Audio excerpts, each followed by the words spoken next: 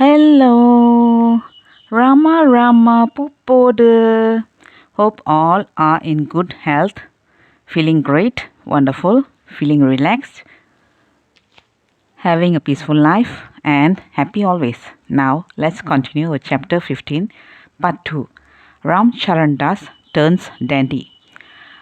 Ramdas reached Randa, a small place in the suburbs of Surat, where the old friend Kashirambai resided. He and his wife, a noble pair, hailed Ramdas with unfeigned delight.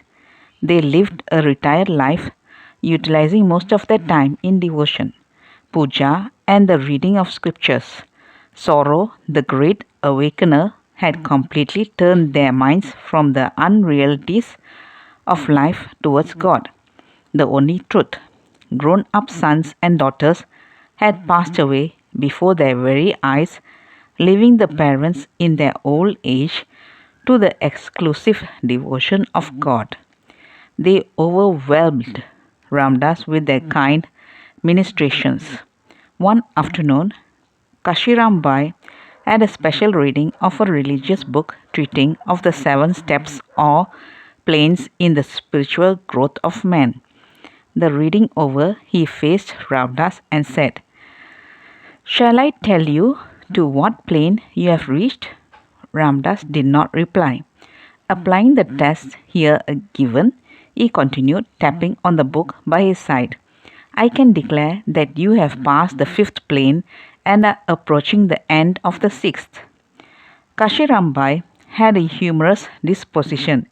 He told a story of 2 sadhus which threw his hearers into fits of laughter. Once, 2 sadhus came to a town from different directions. One settled down beneath a peepal tree, and the other under the shade of a banyan. Hearing of their arrival, a banya householder first went to the sadhu of the peepal tree and prostrated before him. "Maharaj," said the devotee, "it appears another Mahatma has come to our town. Do you know him?" "Yes," returned the sadhu contemptuously. "I know him. He is a buffalo." Soon after, the devotee, arming himself with a bunch of hay, visited the sadhu of the banyan tree and, placing the hay before him, prostrated. "Well," cried out the sadhu, "what do you mean by this? Why this hay?" "It is an offering, Maharaj. Deign to feed up it and bless your devotee," appealed the banya with folded palms.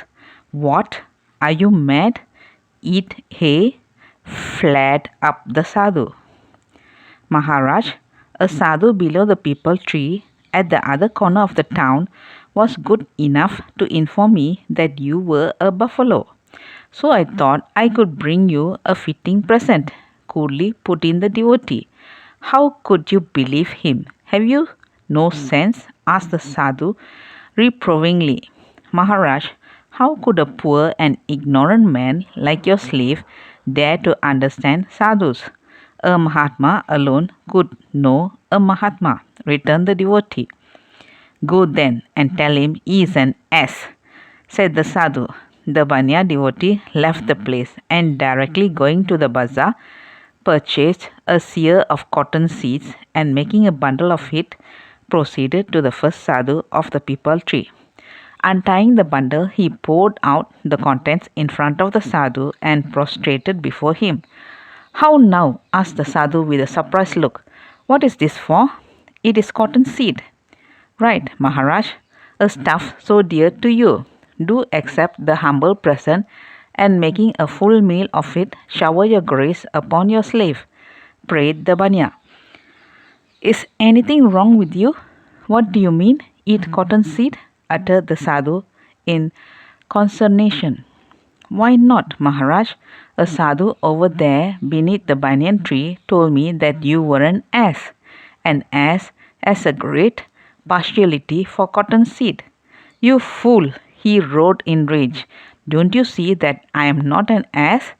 "How should I know, Maharaj? A poor man like me, caught in the meshes of Maya, it is said, A Mahatma could only recognize a Mahatma, replied the devotee with a sly twitch at the corner of his thin lips.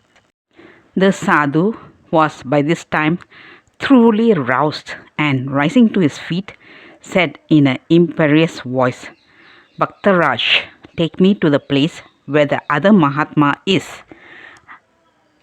I should like to teach him how to speak of his betters. They went. It appears there was a terrible fight between the two Mahatmas, the Banya devotee witnessing the fun from a distance. The affair ended in the sadhus going without food for the whole day. Randa is situated on the banks of the river Tapti. Ramdas was having his daily bath in the river accompanied by Ramcharandas. In the matter of bath, Ramcharandas exercised absolute control over him. Sometimes he would go to the length of making Ramdas yield to his will by threats, as a mother would do with a contumacious child. Swamiji, he would say in a stern voice, you should not take bath there. Come this side. He would then take Ramdas by the arm and almost drag him into knee-deep water and rub and scrub him as a saint would do to a horse. There was no doubt that Ramcharandas was doing this out of great love he bore for Ramdas. In a few days, Ramdas found that he had lost all independence of action at the riverside. One day, Ramdas, in a humble tone and with joined palms, said to him, Ram, your treatment of Ramdas reminds him of the attitude of Sri Ramakrishna Paramahamsa's nephew towards him. It is said that he dominated over the child like saint in a similar way. Eventually, Sri Ramakrishna had to send him away. So Ramdas would also request you to leave him alone and take yourself off. Ramcharandas grinned and remained silent. He frequented the marketplace and made friends with many merchants. One day he came to Ramdas and said, Swamiji, the merchant friends wish to present me with cloth. I could have something for you also. What shall we have? Mendicants, as we are, the best suited cloth for us is khadi, which is coarse and durable and serves all purposes. As for Ramdas, he has already one and does not need any more. Ramdas answered. His face showed that he did not agree. He went to the market and returned in the evening. What did Ramdas behold? A sadhu dressed in a tip-top style.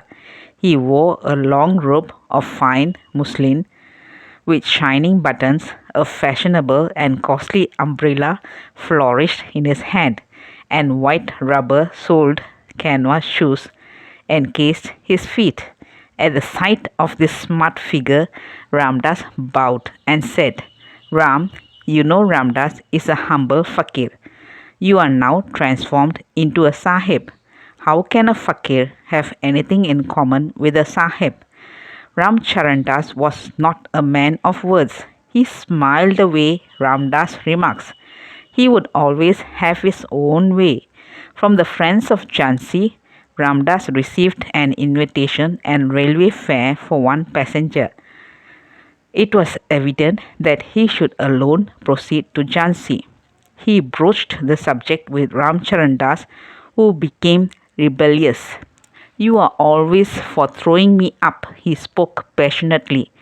It is God's will, Ram, and you have to submit to it, said Ramdas.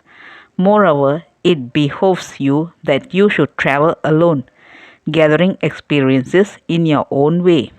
Ramdas would advise you to go to the banks of the Narbada and spend some time in that inspiring atmosphere.